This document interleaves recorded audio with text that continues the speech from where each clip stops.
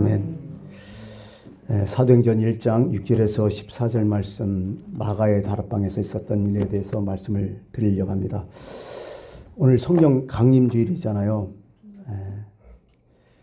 성령 강림주일 하면 생각나는 게 뭐 있습니까? 마가의 다락방에 성령이 임했다는 건데, 제가 특별히 오늘 말씀을 드리고 싶은 것은 성령 강림 기념주일이 교회의 시작이라는 거죠. 성령 강림으로 교회가 시작됐다는 것입니다. 예수님의 사역을 장소로 따져보면 처음과 끝이 이렇게 되죠. 처음에는 베들레헴에 아무도 모르는 마구간에서 태어나셨잖아요. 그리고 마지막은 예루살렘에서 십자가에 돌아가셨고, 그 다음에 마가의 다락방에서 성령이 임했고, 이렇게 해서 이제 성경이 연결이 쭉 되는데, 사실 예수님이 오시면 아무도 모르게 왔어요. 거의 얘기죠. 베들레헴이란 작은 동네 아무도 모르고, 그 사람을 만났던 사람들은 누구냐면 목동이었고, 나중에 동방 박사들, 이방인들이죠. 목동도 그 당시에 그냥 그저 그랬던 사람들이고. 근데 예수님의 마지막에 그 행적은 뭐냐면 모든 사람이 다 드러나고 보이는 예루살렘에서 끝을 마쳤고, 또 모든 사람이 보는 데서 이제 십자가에 돌아가셨고, 그 다음에 승천하실 때도 예루살렘 감람산이니까 예루살렘 주변에서 다 하셨고, 성령의 임함도 마가의 다락방 그 예루살렘에서 또 시작됐다는 것입니다. 교회, 성령의 강림으로 교회가 시작되는데, 많은 사람들이 그 신학자들 일부 중에서는 논란이 좀 있었어요. 교회의 시작이 예수님으로부터냐, 아니면 예수님의 제자들로부터냐, 예수를 믿는 사람들부터냐, 교회의 시작은 뭐냐, 이런 어떤 논쟁이 초대기부터 약간씩은 있었던 것입니다. 여러분, 교회의 시작은 누구로부터 시작됐다고 봐요? 예수님이냐, 아니면 제자들이냐? 우리는 분명히 교회의 시작을 예수님으로부터 시작됐다고는 분명히 알 수 있습니다. 교회 얘기를 처음 예수님께서 얘기하실 때 어디에서 얘기했나요? 베드로의 신앙 고백부터 시작하죠. 그죠? 베드로가 이제 주는 그리스도여 살아계신 하나님의 아들입니다 고백했을 때에 예수님께서, 야 시몬아, 너도 복이 있다. 이것을 너한테 알려주신 것은 사람이 아니라 혈육도 아니고 아무도 스승도 아니다. 이것은 누가 했냐? 네 아버지가 했다. 하늘에 계신 네 아버지가 했다. 그러면서 또 너는 이제 베드로다. 너 시몬이 아니라 개명하죠. 베드로, 너는 반석이다. 그러고 이 반석 위에 내 교회를 세운다. 내 교회. 내 교회를 세울 테니까 그런 줄 알아. 어떤 것에도 이걸 이기지 못한다. 이렇게 예수님께서 말씀하셨거든요. 그래서 예수님께서 처음에 교회 얘기를 딱 꺼내놔시죠. 그렇게 여러분 잘 아다시피 베드로의 신앙 고백, 이게 이제 천주교, 구교하고 신교하고 좀 다른 게 뭐예요? 천주교는 베드로라는 사람에게 초점을 둬요. 거기다가 그것을 해석을 해요. 그래서 베드로가 교회의 시작이다 딱 얘기하고, 우리 개신교는 뭐예요? 베드로의 신앙 고백, 반석과 같은 신앙 고백, 거기에 우리의 신앙 기초를 둔 거죠. 그래서 천주교회는, 로마 캐톨릭에는 베드로가 일대 교황이라서 되는 거예요. 우리는 그게 아니라, 우리는 베드로가 고백한 하나님이 주신 그 영, 고백한 주는 그리스도의 살아계신 하나님의 아들이라는 신앙 고백에 교회가 세워졌다고 하는 것입니다. 이게 이제 성령의 임함으로 교회가 시작됐다잖아요. 근데 이걸 읽기 전에 예수님께서 마지막 이제 지상에서 부활하시고 나서 지상에서 40일 동안 계셨잖아요. 아니면 그 이전에 예수님께서 여러 가지 많은 말씀하셨는데, 복음서에 보면 마지막 구절들이 쭉 나와요. 그걸 보통 우리는 예수님의 지상 명령이라고 하잖아요. 예수님께서 마지막 살아 계셨을 때에, 살아 계신 게 아니라 지상에 계셨을 때에 우리에게 부탁한 것들이 여러 가지 있어요. 그게 바로 교회의 사명일 것 같아요. 그래서 뭐냐? 마태복음 28장에 이렇게 나오죠. 하늘과 땅의 모든 권세를 너한테 주었으니 그러므로 너희는 가서 내게 주셨으니 그러므로 너희는 가서 모든 민족을 제자로 삼아 아버지와 아들과 성령의 이름으로 세례를 베풀고 내가 너희에게 분부한 모든 것을 가르쳐 지키게 하라. 이런 말씀하셨고요. 또 마가복음 16장에는 온 천하에 다니며 만민에게 복음을 전파하라. 믿고 세례를 받는 사람은 구원을 얻을 것이요 믿지 않는 사람은 정죄를 받으리라. 누가복음에는 마지막에 이렇게 말씀하세요. 24장에 그리스도가 고난을 받고 제3일에 죽은 자 가운데 살아날 것과 또한 그의 이름으로 제3을 받을 회개가 예루살렘에서 시작하여 모든 족속에게 전파될 것이 기록되었으니 너희는 이 모든 일의 증인이 되라. 이게 교회의 사명이에요. 첫 번째는 뭐예요? 또 다른 나의 제자를 너희는 삼아야 된다. 그리고 구원의 소식을, 이 좋은 소식을 너희들은 많은 사람한테 전파해야 된다. 그리고 너는 이 일에 다 증인이 돼야 된다. 증인의 삶을 살아야 된다. 이게 이렇게 말씀하셨던 거죠. 이게 바로 교회라는 거야. 이게 바로 그리스도인이고. 더 확실하게 주님이 말씀하셨죠. 스데반 얘기, 아니 저기 사울 얘기, 바울 얘기하면서요. 스데반이 죽잖아, 순교하잖아요. 그러고 사람들이 이제 핍박을, 박해를 받으니까 막 세계 각국으로 다 흩어지잖아요. 사람들이 이제 예루살렘에 사도들 외에는 없어, 다 도망갔어요. 그 중에 유대기를 엄청나게 신부한 사울이라는 사람이 있었잖아요. 이 사람이 이제 교회를 박해하려고 주동적으로 나서죠. 그러면서 거기에 있는 뭐 사내들이겠죠. 거기에서 권력을 받아가지고 진짜 먼 나라에 있는 예수 믿는 것들을 잡아들이려고 사울이 쫓아다니죠. 참 무진장이 악랄한 사람이죠. 예루살렘에서 다메섹으로 가요. 지금의 시리아 다메스커스죠. 무진장이 오래 걸려요. 3일 이상 걸려요. 뭐 빨리 가도 뭐 며칠 거의 뭐 이렇게 가면 일주일 걸릴 것 같아. 그런 데로 찾아가면서 다 골라내는 거예요. 얼마나 악질이야 이게. 근데 거기서 예수님을 만나잖아요. 갑자기 도로 위에서 빛이 내려오면서 예수님 음성이 이 사울이라는 사람, 나중에 바울이겠지만은 사울이라는 사람이 임해요. 그러면서 이렇게 해요. 이렇게 임해요. 사울아 사울아 내가 어찌하여 나를 박해하느냐. 대답하여 주여 이르시되 주여 누구시니까 이르시되 나는 네가 박해하는 예수다. 여기서 교회라는 게 확실히 나타나요. 그죠? 지금 유대인들은 누구를 박해했어요? 예수님을 박해했어요? 아니면 교회 교인들을 박해했어요? 교회 교인들을 지금 박해한 거예요. 성도들을 다 박해한 거 아니에요? 근데 예수님은 뭐라고 해요? 넌 나 박해했다는 거예요. 이런 의미예요. 그러니까 결국 교회라는 게 뭐예요? 교회라는 게 믿는 사람의 무리도 되지만은 나 자신도 교회잖아요. 그것이 바로 예수 그리스도라는 거죠. 그러니까 교회라는 것은 뭐냐면 나라는 거야. 또 나는 누구냐? 예수라는 거예요. 이게 그리스도 안에 있다는 표현 쓰고요. 이게 그리스도인이라는 표현을 쓰고 있는 거예요. 결국 우리가 교회예요. 우리 모두가 다 교회고요. 그것이 바로 그리스도 안에 있고 그분이 나를 예수로 여겨준다는 거예요. 다른 사람이 나를 핍박하면 나가 핍박하는 게 아니라 예수님이 핍박됐다고 생각하시는 거야. 지금도. 그래서 기독교인의 어떤 존귀함이 여기서 나타나는 거죠. 내가 곧 그리스도요. 내가 곧 그리스도는 아니지만 내가 곧 예수요. 내가 곧 교회라는 사실, 여러분 이것을 통해서 여러분들을 믿으시길 바라겠습니다. 자, 이제 마가의 다락방에서 교회가 시작됐다고 얘기하잖아요. 그 마가의 다락방은 어떤 곳이었죠? 여기서만 성령님이 임했나요? 아니죠. 마가의 다락방이 처음 나타난 그 내용이 뭐예요? 예수님의 마지막 일주일 사역 기간에 최후의 만찬 장소가 마가의 다락방이잖아요. 거기서 12제자와 예수님이 거기서 마지막 목요일날 저녁에 모여서 마지막 식사를 했잖아요. 거기서 뭘 했죠 또? 성찬 예식이 이루어졌잖아요. 그리고 또 뭐 했어요? 세족식이 이루어진 것이죠. 예, 이게 바로 마가의 다락방이라는 거죠. 그리고 나중에는 이 장소에 또한 성령이 강림하심으로 교회가 시작되는 거죠. 근데 이 마가의 다락방에서 많은 변화가 있어요. 성령이 강림하면서 여러 가지 많은 변화가 있어요. 그 첫째 변화가 뭐냐 하는 거예요. 우리는 보면 성령 강림이 사도행전 2장에 쭉 나오지만은 그러나 성령 강림, 이 마가의 다락방에서 성령 강림으로 변화된 것들이 있어요. 꼭 방언만 이루어진 게 아니라 그들이 뭘가 변화됐냐? 6절 보니까 오늘 말씀 보니까 이렇게 나오죠. 예수께 여쭈어 이르되 주께서 이스라엘 나라를 회복하심이 이때니까. 무슨 얘기야 이게? 지금 이스라엘은 로마 속국이잖아요. 지금 식민 지배를 받고 있잖아요. 너무 힘든 거예요.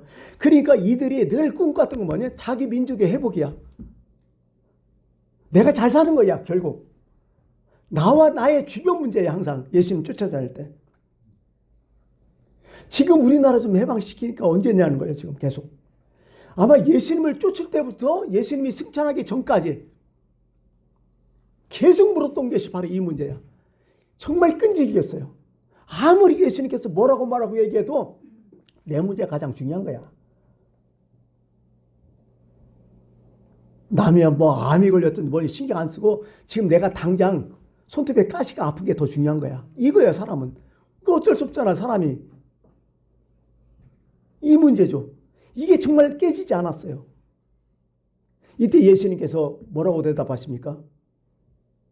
그것은 너희가 알 바 아니다. 신경 꺼라. 네 문제에 좀 신경 좀 꺼라. 끌 때도 됐다. 그러면서 한마디 하죠. 너희는 내 증인이 되라. 그냥. 완전 뭐예요? 동서문답이죠. 예수님의 관점은 뭐예요? 네 중심의 어떤 관심에서 이제는 좀 눈을 돌려서 하나님의 중심, 이웃의 중심으로 눈을 돌려라. 그게 깨진 게 뭐예요? 성령의 강림이었어요. 우리가 성령 받았다는 것은 바로 이런 문제예요. 뭐 방언을 하네, 뭐 예언을 하네, 이것은 성령의 하나의 은사와 표적이지 실제적으로 가장 성령의 어떤 변화, 어떤 능력은 바로 이거예요. 내 중심에서 이웃 중심으로 하나님 중심으로 변했다는 거. 바로 이거였다는 거죠. 나의 소원에서 하나님의 소원으로 바뀌어요. 그게 바로 이런 거다. 지금까지는 하나님께서 나를 위해서 뭘 그렇게 해주실까? 하나님께서 나의 요구가 들어줄까? 그런 관심이 있었지만은, 그러나 이들의 마가의 딸을 통해서 성령을 받았을 때 이들은 내가 하나님에서 무엇을 할 수 있을까? 그걸 생각했다는 거죠. 이게 바로 성령 강림절의 의미였다는 것입니다. 어느 목사님의 무남 동료 외동딸이 있었어요. 늦둥이야. 또 이것도 얼마나 사랑스럽겠어. 딸인데. 그러니까 목사님은 뭐 애지중지 키웠겠죠. 신방 가면 이제 사람들이 이제 뭐 여러 가지 하지만은 뭔가 먹을 것도 막 주잖아요. 그러면 목사님이 자기 딸을 생각해서 몇 개씩을 싸우는 거야. 그러고 딸한테 이제 갖다 줘요. 사탕이나 과자를 갖다 주면 그 딸이 너무 좋아하잖아. 막 아빠 하면서. 그러다 그렇게 갖다 주니까 이 나중에는 딸이 어떻게 생각해요? 아빠가 중요한 게 아니라 아빠가 갖다 주는 사탕과 과자가 더 중요한 거야. 아버지가 이제 신방 가서 아무것도 안 갖고 오면 어떻게 돼요? 아빠가 아니라 어디 갔어? 어디 갔어? 이렇게 하면서 안 갖고 막 땡깡 뿌리고 막 울고 난리치니까 그 목사님이 할 수 없이 나중에는 어떻게 해요? 자기 돈 들여갖고 가게 가갖고 그게 사갖고 하는 거야. 이제 과자하고 사탕하고. 그래야 갖다 주는 거죠. 이렇게 애지중지 키워갖고 이제 버릇이 좀 나빠진 거죠. 그러고 나서 이제 데리고 있을 수 없으니까 결혼 연령기가 돼갖고 할 수 없이 시집을 보내게 되는 거죠. 그러고 시집 갔으니까 자주 이제 찾아뵈지는 못하고 너무 보고 싶으니까 이제 일부러 이제 딸네 집을 이제 견디다 못해 찾아가요. 찾아가면서 딸을 생각하는 거야. 딸이 과자, 사탕 이런 거 되게 좋아했으니까 한아름 사갖고 가는 거예요. 막 가방에 넣어갖고 한보따리. 그래갖고 아버지는 마음이 어때요? 이거 보면 딸이 되게 좋아하겠지 하고서 한아름 가방에 넣어서 갔다가 딸네 집에 가는 거죠. 가서 딸내를 만났어요. 그랬더니 띵동하면서 이제 딸이 나오면서 가방을 번쩍 드니까 아빠 이게 뭐야 하면서 네가 좋아하는 거 하더니 딸이 좋아하지도 않고 그것을 뭐야? 응집실에 갖다 놓고 갑자기 어디로 가는 거야? 부엌으로 가는 거야. 아빠의 내시험은 뭐예요? 이거 받으면 딸이 막 기뻐하고서 아빠 하면서 그걸 바랬는데 아무것도 안 하는 거예요. 그래 되게 서운하더래요. 그러더니 자기가 뭐 부엌에서 꼼지락꼼지락 뭐 하면서 막 하면서 음식을 준비하더래요. 되게 서운하지. 그거 갖다 주면 좋아야지. 그리고 하다못해 이제 나중에는 이제 아버지가 불렀대요. 딸을 불러가지고 야 너는 그 전에 과자 이렇게 내주면 너무 좋아하는데 왜 너 갖다 줘 신구뚱하냐 그랬더니 딸아이가 그렇게 했대요. 사실 그동안에 아버지를 볼 때마다 오늘은 뭘 얻어먹나 그런 생각을 많이 했습니다만은 지금은 그럴 시간이 아닙니다. 이제 내가 시집가고 나니까 아버지가 너무 생각해서 뭘 얻어먹었다는 내가 아버지가 뭘 해드릴까, 뭘 대접할까 그 생각이 먼저였습니다. 죄송합니다. 이렇게 하더래요. 바뀐 거잖아요, 이게. 바로 이런 모습이 성령 충만한 모습, 성령 받았다는 모습이죠. 지금까지 내가 하나님께 뭘 받을까, 뭐 줄까 이걸 얘기했지만은 그러나 내가 성령의 임함으로 이제는 내가 하나님께 뭘 해드릴까? 하나님에서 해드릴 수 없는 일, 하나님을 기쁘게 할 게 뭐 있을까? 이게 바로 성령 강림의 의미라는 거죠. 이걸 하라는 거죠. 전에프 케다리 연설이 아주 유명하잖아요. 그죠? 국민 여러분, 여러분의 나라가 여러분을 위해 무엇을 해줄 수 있는지 묻지 말고 여러분이 나를 위해서 할 수 있는 일이 무엇인지 물어보십시오. 유명한 연설이잖아요. 마가의 답변은 이런 의미가 있어요. 내 중심에서 하나님의 중심으로 바뀌는 성령 강림의 역사, 내 중심에서 나의 이기심에서 이웃을 돌아보는 이웃의 관점으로 그것을 봐주는 그런 역사가 성령 강림의 역사, 그게 마가의 다락방이었다는 거죠. 근데 여기서 좀 더 한번 입장을 한번 생각해 봤어요. 마가의 다락방을 한번 생각해 봤어요. 당시 제자들 예수님께서 부활했던 소식 들었죠. 또 만났잖아요. 근데도 어떻게 제자들 다 뿔뿔이 휘어졌잖아요. 박해가 심하니까 예수님 부활했다는 거 알아.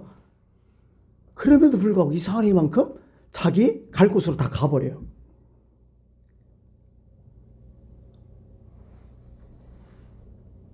근데 또 마지막에 이제 예수님께서 승천하시면서 부탁을 한 거죠. 야, 그러지 말고 오늘 말씀해 보니까 그죠? 예루살렘을 떠나지 말고 내게 들은 바 아버지께서 약속하신 걸 좀 기다려달라. 다시 모여라 예루살렘으로. 이렇게 말씀하셔요. 제자들 마음이 어떻게 했을까요? 기분이 좋았을까요? 아니죠. 그 당시에 생각을 해보니까 지금 예수 믿는 것들을 죽이려고 지금 난리를 났어. 예수가 죽었는데 그 제자들 내버려두겠어요? 마음이 답답하죠. 불안하죠. 아마 무거운 마음으로 예루살렘에 모였을 것 같아요. 엠마오로 피해갔던 제자들도 왔었고 예수님의 엄마, 동생들도 왔고 베드로도 모였고 물고기 잡으러 갔던 7명의 또 제자들도 다 모였고 하여간 이런 사람 저런 사람 다 모아놓으니까 120명이 모였다는 거 아니에요? 지금 예수님이 계실까 안 계실까요? 이미 승천하셨어요. 그 말씀에 듣고 이제 순종해서 모인 거야. 이들이 예수님이 안 계시니까 초자연적인 역사를 바라지도 못하고 누구 지켜주는 사람도 없고 5,000명을 먹이던 기적도 없고 그냥 예수님이 그렇게 명령하니까 지금 온 거예요. 이 장소에 온 거예요. 눈에 보이지 않아요. 눈에 보이는 거하고 눈에 보이지 않는 거하고 전혀 다르잖아요. 예수님 지금 우리처럼 하나도 없어요. 지금 눈에 보이지 않아요. 이 상태에서 모였다는 거죠. 다만 예수님의 말씀, 예루살렘 이 장소 떠나지 마. 그러고 이 성령이 오실 때를 기다려. 이 두 가지만 딱 모였어요. 장소와 때를 딱 말씀하셨어요. 마음이 잡잡해요. 두려워요. 불안해요. 이런저런 문제가 많아요. 그럼에도 불구하고 예수님이 모이라고 하니까 이 장소에 있으라고 하니까 모였다는 거죠. 오늘 어떻게 보면 우리 예배자의 마음이 아닐까 하는 생각이 들어요. 우리들의 모습이 아닐까. 예수님이 왜 모이라고 하셨을까요? 그것은 다른 게 아니라 마지막 부탁이 뭐예요? 내 증인이 되라. 만민에게 본복을 전파하라. 그러면서 예수님께서 하시는 말씀이 너희들이 이것을 하려면 너희의 힘으로 안 된다. 그러니까 내 능력이 입힐 때까지 이 성에, 이 예루살렘, 이 장소에 모이라 이런 거죠. 그러면서 아마 얘기했겠죠. 기다리라. 기다리면서 뭐라 해야 돼요? 오늘 마지막 절, 본문 마지막 절 보니까 여자들과 예수의 어머니 마리아와 예수의 아들과 더불어 마음을 같이 오로지 기도에 힘쓰더라. 그래요. 기도에 힘썼다는 얘기죠. 여기서 반드시 기도하는 것은 기도도 있지만은 그 뭐예요? 주님을 간절히 찾았다는 거죠. 주님의 약속을 간절히 기다렸다는 그 뜻도 되겠죠. 기도로서 뭐가 일어났죠? 성령이 임함으로 능력이 있다는 거죠. 능력이 일어났다는 거죠. 여러분, 기도의 핵심은 뭐예요? 주님의 능력을 받는 거죠. 기도를 왜 해요? 내가 무능하니까, 내가 할 수 없으니까 주님께 도움을 요청하는 게 기도 아니에요. 기도 응답은 뭐예요? 주님의 도움의 요청을 내가 얻는 거죠. 능력을 받는 거죠. 이게 바로 기도라는 거죠. 성령님은 우리를 돕는 분이셔요. 오늘 요한복음 16장에 보면 성령님에 대해서 얘기 나오잖아요. 내가 실상을 말한다. 내가 떠나는 것이 너에게 되게 유익이다. 내가 떠나가지 아니하면 보혜사가 너에게로 오시지 않을 것이다. 내가 가면 그를 너에게로 보낸다. 이 보혜사가 뭐예요? 헬퍼 아니에요. 도움 주는 사람. 성령의 능력. 여러분, 우리가 인생을 그냥 혼자 사는 게 아니라 우리는 지금 도움의 능력을 받고 있다는 것을 꼭 믿으시길 바랍니다. 능력이 있어야 증인이 될 거 아니에요. 그것 때문에 예수님이 오늘 모이라고 한 거죠. 두 번째는요, 우리가 예수님의 증인이 되려면요, 반드시 깨달음이 또 필요해요. 하나님의 말씀, 진리, 그게 진리예요. 성경이 진리라고 해요. 근데 뭐예요? 내가 깨달아야 진리인 거예요, 그거.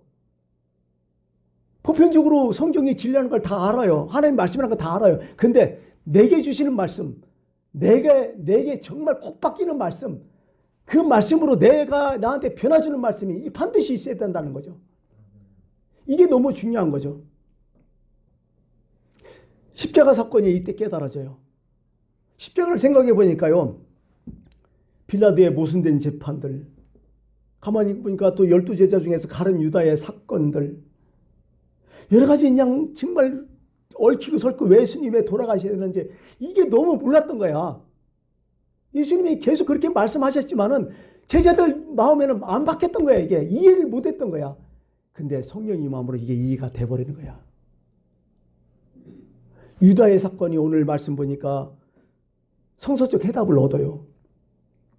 좀 우리는 읽지 않았지만 사도행전 16절 그 밑에 보니까 형제들아, 성령이 다윗의 입을 통하여 예수 잡는 자들의 길잡이 된 유다를 가리켜 미리 말씀하신 성경이 응하였으니 마땅하도다.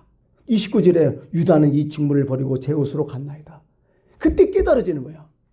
그때 왜 유다가 예수님을 배반했는지, 그가 왜 그런 일을 했는지 그때 그들은 이해가 됐다는 거죠. 예수 믿으려면요, 이런 성령의 말씀이 나한테 깨달아져야 돼요. 아, 바로 이게 이 말씀이구나. 아, 이게 나한테 주시는 말씀이구나. 이걸 깨달아야 진짜 그리스도인이라는 거죠. 이것이 바로 다락방의 역사였던 거죠. 세 번째는 예수님을 사랑한 거죠. 자, 오늘 말씀을 좀 정리하겠습니다. 마가의 다락방 사건. 첫 번째가 뭐예요? 그들의 삶이 변화됐다는 거예요. 자기 중심에서 하나님 중심으로, 이웃 중심으로 삶이 변화됐다는 거죠.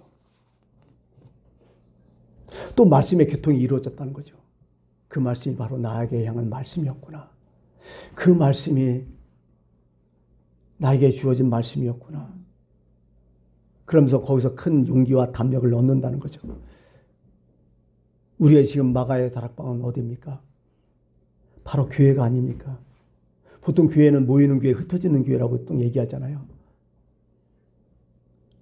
근데 우리는 모이는 교회도 있지만 흩어지는 교회도 있다고 얘기해요. 근데 문제는 요즘은 모이기가 힘들어요. 모이기보다는 흩어지는 교회도 없거든요. 우리가 차를 샀다고 해요. 차는 한 번 사나요? 두 번 사나요? 딱 한 번 사잖아요. 그럼 차를 사고 운행하려면 뭐가 있어야죠?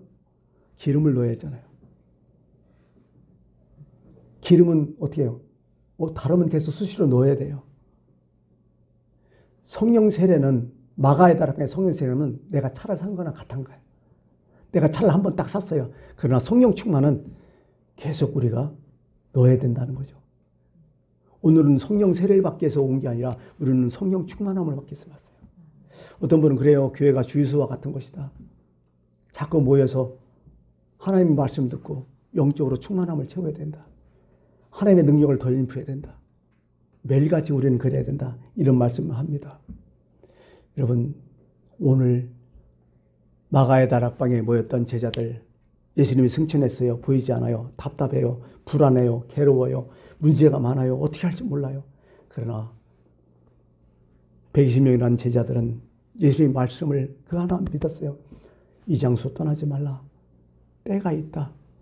위에서 내려올 너희의 보혜사 헬퍼가 있다. 그것을 기다리라. 오늘도 교회에 와서 우리는 성령의 도우심을 기다리고 있습니다. 성령의 도우심, 성령의 능력이 오늘도 여러분에게 함께 하실 간절히 축원드립니다. 기도하겠습니다.